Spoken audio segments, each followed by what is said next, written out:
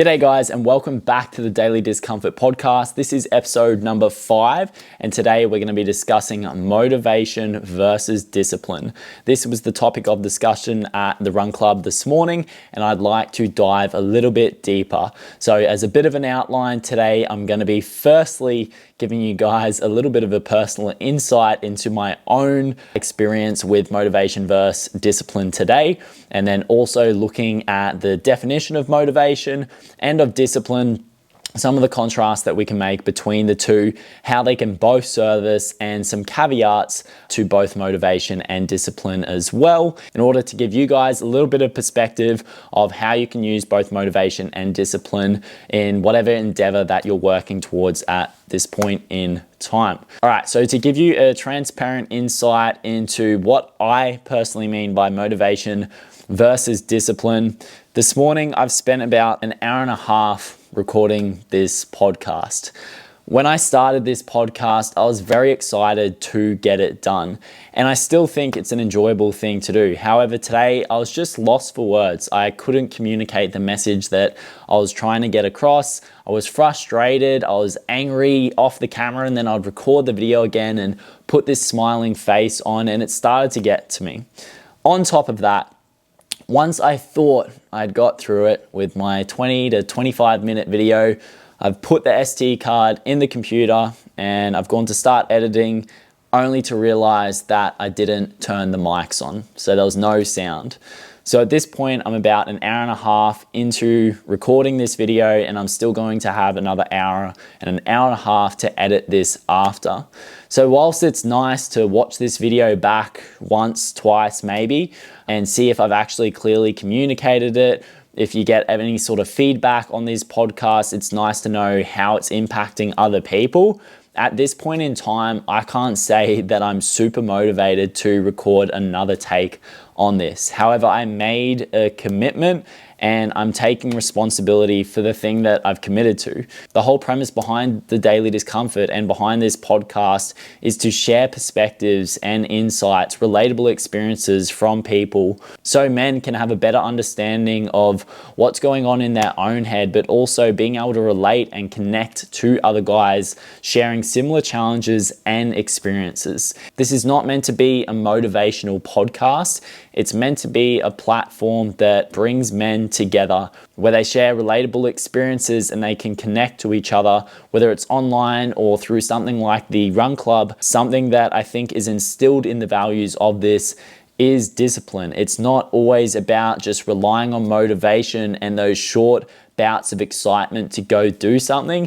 It is doing the thing when sometimes you would rather just go scroll your phone. Or for me now, I've thought, can I just go to the gym and go do something else? So this is where I'm at this point. I'm still enthusiastic to talk about this subject today. And I think it's even more meaningful because it's coming from a place now where I wouldn't say I feel motivated, but I am having to rely on a little bit of discipline, and I'll always have to over time to make sure that these podcasts get out each week. All right, so let's dive into motivation a little bit more. What is it? When we think about motivation, we're looking at those short-term bursts of energy, when we get that feeling of dopamine in the body and it gives us the drive to go get something done with a lot of enthusiasm at times, right? When I think about it in my own experience, I've been watching a movie, listening to some music, listening to some motivational clips, and that gives me that little bit of a boost to go get the training session done or go to do the thing that I didn't necessarily want to do. Maybe it's not always that, but maybe you've got certain behaviors or habits in your life that you consistently execute on because they are motivating, because there's a good feedback loop. Maybe you're at the point with your training that each time you go in there for that gym session or you go for that run, maybe you don't enjoy the entire experience, but you enjoy some of the feeling throughout it or at the end. Maybe you're at the point where you've done very well with your own health and fitness. You're looking in incredible shape, you're feeling fit, and it gives you a little bit more motivation to keep showing up to each training session. To dive into this a little bit more, if we serve up a bit of a cliche example of motivation, when it comes to the guy who's just been through the breakup, usually what happens for a lot of guys, depending on what end of the handle they were, They come out of a relationship, they might feel a little bit rejected, a little bit lost, a little bit depressed, forgetting who they are. Sometimes this can show up as anger. Some guys are depressed, some guys are quite anxious. Whatever it is, when we look at motivation, it is our driver to move away from pain and move towards pleasure. In this instance, we're trying to move away from these emotions. We're trying to move away from the feelings that we have in our body, and we're trying to find something that's a little bit nicer to experience. Now, different ways that we can look at this is that some guys might go down the wrong path. They start getting into the drugs, they start smoking, they start drinking and partying more. Maybe they start getting on the dating apps and trying to validate their self-worth through sleeping with multiple girls. Other guys might start getting in that gym arc. They start getting into the gym. They're looking after their food. They're looking after their sleep. They're looking after themselves as a human being. And maybe they're starting to listen to some educational content. Maybe they're upskilling in their career. They're starting the business, or at least working on the business, because they're leaving that point of feeling like crap, not feeling so good about themselves, having that lower sense of self-worth, and they're trying to improve on it. One thing to note here, if that's a relatable example for you, is that this can go south as well. If you are the guy that's come out of a relationship and you'd packed a bit of weight on and trying to get in shape, you don't want to be the same guy who's sitting there posting up selfies every week just because he's got a set of abs, trying to get validation through the likes on Instagram and people replying to his stories. We want your motives in life to be true to what your value and your standards are. And this is where we start to look at discipline versus motivation. Motivation is short-lived. When we look at discipline, it's doing things in the long run. And it's not to say that motivation's not there on a daily basis, because it's there for any particular behavior or habit that you're going to have, and particularly for the new ones that you're trying to build. When we look at discipline, this is the thing that we need to use in the times that maybe we don't feel like doing the thing. Maybe everything hasn't gone to plan. On the day that you planned to go to the gym after work, but you had to work a little bit later, or you felt a bit more tired, that's a time where you might not be so motivated. But if you are disciplined and you are grounded in whatever your values and your standards may be, as a part of who you identify as or who you're trying to become, your standards would dictate that you still show up to the gym. So when we look at standards, I think an exercise that's quite helpful is actually looking at what your current standards are and what you think they may need to be in order for you to achieve a certain outcome. So last week, discussing discipline and motivation, this morning, we talked about values and standards. Now, I don't think this is an exercise that you can quickly move around a circle in and find out everything that you need to. You need to take your own time, maybe actually start to look up what some different values are and see what you relate to, and start to look at what different standards are that people have in their life and see what you relate to, but then also just writing down or noting down on your phone what some of these things might be for you. Now, why would we do that? When we have values and we have standards, these start to align with who we are as a person. If there's someone that you've admired in your life, or there's someone that you click really well with, you might share similar values and you might hold different standards. For instance, a relationship that works really well is not only based on communication, people also have similar standards of what a relationship would be, and they also share similar values in what a partner has or what a partner will offer someone else in the relationship when it comes to things like their own love languages. I'm not a guru in this area, that's just how I perceive that. So when we look at it and personifying it to yourself, when we look at values and standards, we can use these things to lead us to outcomes. So if we look back to the guy who's gotten out of the relationship or he's hit a hard point in his life, he really needs to identify what has happened to his values and standards in order for him to end up there. Probably what has happened is that he was not aligning with his truest values and his standards. If he was in the relationship and he let himself go, or maybe he's lost his job, or there's been some adverse event in his life that was within his control, he has let go of his standards. He didn't align with his values. And this is the way that he can recenter himself. If you're in this position now and you want to change a certain result, you've got to identify what those values and what those standards are. The easiest example, because it's from my industry, is when I get someone that comes to me and they want to lose weight or they want to transform their lose body fat, build some muscle.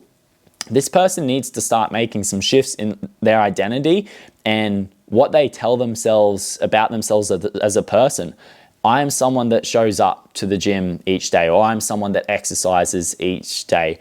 I am someone who has a healthy but balanced diet. I am someone who gets to sleep on time. These are all very simple standards that you can hold yourself to. What I would ask you to do is to reflect on what are those values and standards for you. This podcast dives a little bit deeper than just looking at motivation and discipline, because it heavily relates to what your values and standards are. How I see it is that when we rely on motivation and we're not abiding to our standards and having the discipline to actually uphold those standards, we start to get tempted by short-term pleasures, or we start to get led by our escape from pain at times. For some people, this can be masking that pain.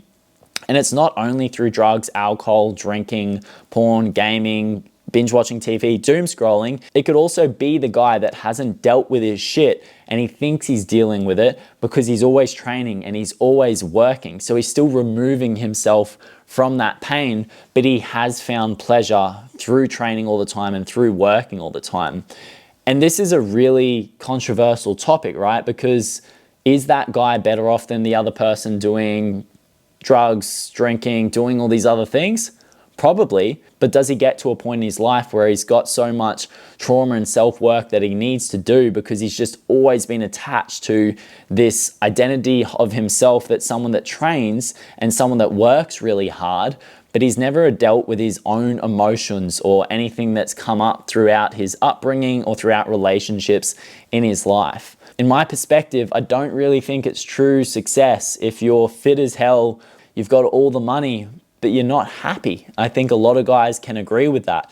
And I think a huge issue with men's mental health in the world at this point is that we frame success as looking a certain way, as making a certain amount of money and having certain materials and being able to afford certain things. All great things. I think it'd be great if we had that and we could also be content with the person that we were if we didn't. The person that achieves the success that they do with their health, fitness, with their career, with their business, in their relationships has a certain amount of values and standards. And I think it's really valuable when you're at a great place in your life to assess what those values and what those standards are.